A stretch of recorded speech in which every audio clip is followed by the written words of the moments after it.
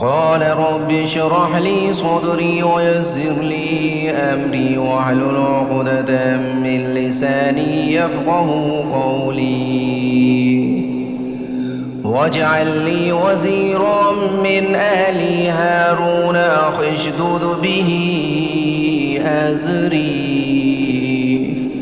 وأشركوا في أمري كي نسبحك كثيرا ونذكرك كثيرا إنك كنت بنا بصيرا قال قد أوتيت سؤلك يا موسى ولقد مننا عليك مرة أخرى إذا أوحينا إلى أمك ما يوحى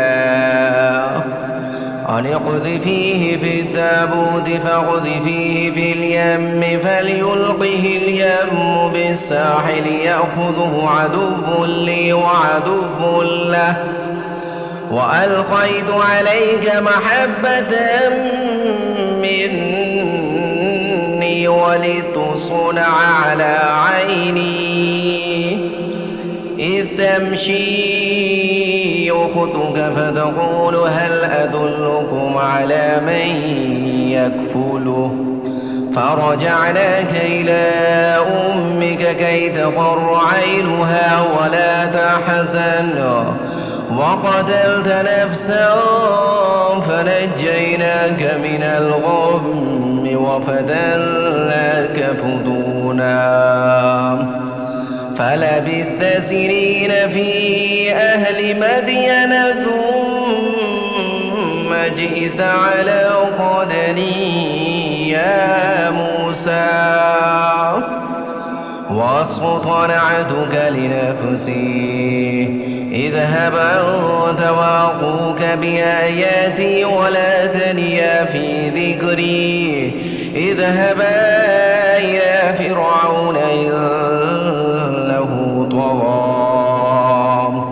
فقولا له قولا لينا لعله يتذكر أو يخشى قال ربنا إننا نخاف أن يفرط علينا أو أن يطغى قال لا تخافا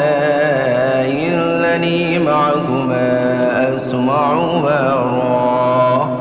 فأتياه فقولا إنا رسولا ربك فأرسل معنا بني إسرائيل ولا تعذبهم قد جئناك بآية من ربك والسلام على من اتبع الهدى إلا قد أوحي إلينا أن العذاب على من كذب وتولى قال فمن ربكما يا موسى